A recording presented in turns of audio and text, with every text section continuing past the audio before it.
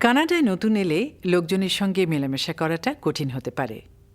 আপনি হয়তো নিঃসঙ্গবোধ কিংবা ভাষা না জানার কারণে নিজেকে সব কিছু থেকে বিচ্ছিন্ন মনে করতে পারেন।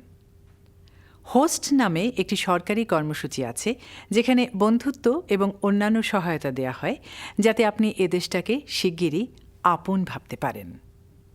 এটা বিনা খরচে পাওয়া যায় আর আপনি বা আপনার পরিবারের জন্য উপযোগী এরকম একজন স্বেচ্ছাসেবক থাকে। অন্টারিওতে কিভাবে বসবাস করতে হয় ইনি আপনাকে তা জানতে সাহায্য করবেন।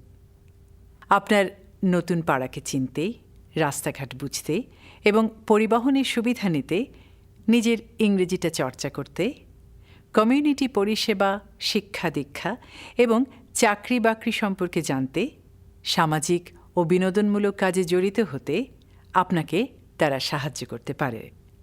হোস্ট কর্মসূচি সম্পর্কে আপনি এখানে সেটেলমেন্ট কর্মীকে জিজ্ঞাসা করতে পারেন অথবা ইন্টারনেটে www.hostontario.org ওয়েবসাইটে গিয়ে আরও বিশদভাবে জানতে পারেন।